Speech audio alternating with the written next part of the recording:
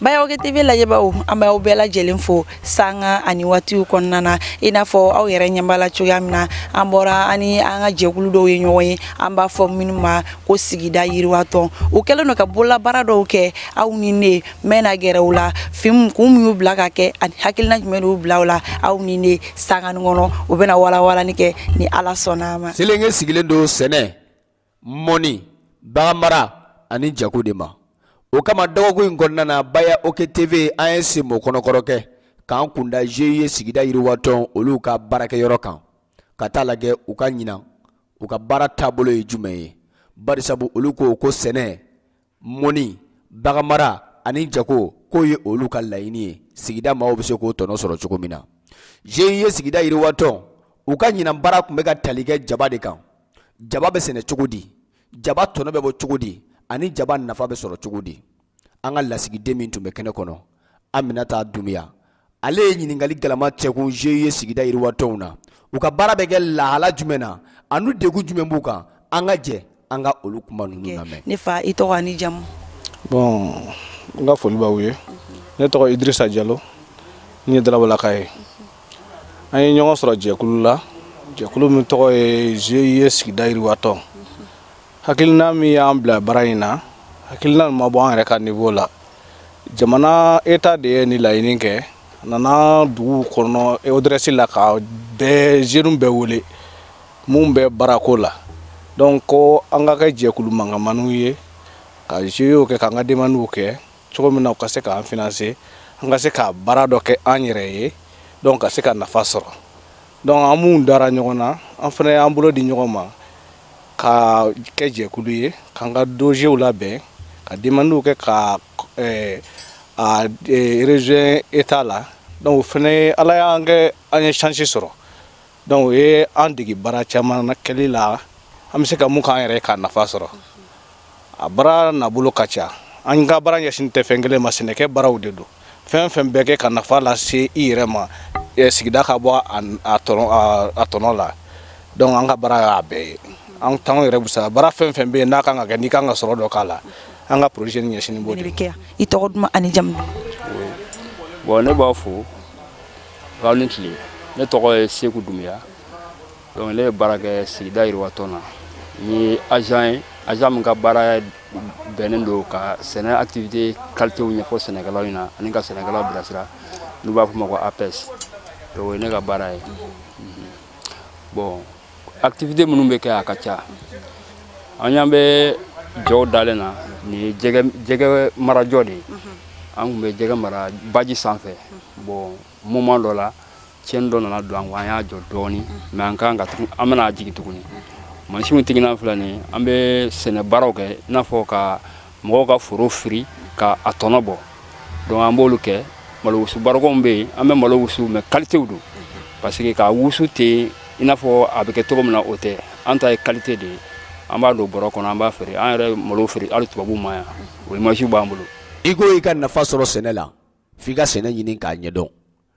sene teke amina unko wa sene refene tiga ke anyedo ninko o kama jeye sigida iri waton olube an kaseka au kunafonia aninka au labo au ka sene tablo nyuma kalama chugumina ube senegala u former wa ube senegala u blasira ni blasira li ni u ka tasira u takalage ibe nafa chama soro ka senena ni au mogobe kunafonia la ka dofra au ka soro fe unka ay wuli au ka se jeye sigida iri waton asoba kono an fe silingi ya no o tabane anga egran duguma absigo kwa nige juru sira fene soro yinno absigo nige juru sira fene wele ube kuna fonia jonjon di awma barisabu ula benendo akama senebe ke chugudi sene tabulu be ke chugudi nafa be soro ala chugudi niko ika nafa soro senena feka wuli ka nyeyini o kama alibi uka gestionnaire no e burla dumia alebe na munu soro ko fo anye alibi sene tabulu nyuma ani family ko nyuma anga je ango fene lame e burla dumia do baya jeunesse président do membe hukumu ngono bi oye centre sigida irwaton ga hukumu ye centre sigida irwaton ne rebe jorom nae ne centre sigida irwaton gestionnaire de donc mbe en hukumu ngono brulay dumia yala bi sigida do sigida irwaton ina sigida irwaton mu yara dedu bon sigida irwaton ye nyini nge jakulu ye parce que centre d'intérêt économique de don j'ai groupement d'intérêt économique de ni ko groupement d'intérêt économique o ye aw ka jɛ ka ca kɛ k'a tɔnɔ tila nafa sɔrɔ tɔn de nafa ɲini tɔn de don donc j'ai ni sigira depuis 2014 2014 ka bɔ 2014 la kana bi la an b'a 2014 j'ai bɛ créé don min na ma naani de y'a créé maintenant kɔsa in na ma wɔɔrɔ gɛrɛ baaraw taabolo kosɔn ma wɔɔrɔ gɛrɛ farala kan k'a kɛ maa tan ye donc denmisɛnnin maa tan de faralen don ɲɔgɔn kan k'a kɛ nin jɛkulu nin ye wa an kɔfɛla fana la n'i y'a jateminɛ an ye nakɔ baara daminɛ an ye fuguriw cɛ ka na ka nakɔ dilan an ye jaba mun dilan sisan jaba in turulen filɛ nin ye jaba in n'i y'a dimension ta k'a lajɛ fɛn fitinin don ɲa ka yeli la mais en terme économique en terme de réalisation ni da donna la k'a ɲɛfina i b'a ye fɛn don a bɛ se ka musaka gilin lase tɔn yɛrɛ ma parce que n'i ye jaba in ta k'a lajɛ jaba in ye a longueur ye 20 mètres ye a largeur ye 12 mètres ye mais n'i y'a jateminɛ jabaju min b'a kɔnɔ a bɛ taa jabaju jabaju 9,000 ani kɔ la donc jabaju 9,000 ni kɔ n'i y'a ta k'a lajɛ sur une petite espace comme ça an ka objectif ye ka se ka 2 tonnes bɔ a kɔnɔ bon n'i ye 2 tonnes bɔ a kɔnɔ jaba prix bɛ sugu la cogo min na bɛɛ b'a dɔn jaba bɛ se ka taa k'a daminɛ 40 na ka taa fɔ 100 a bɛ varier o de kɔnɔna na bon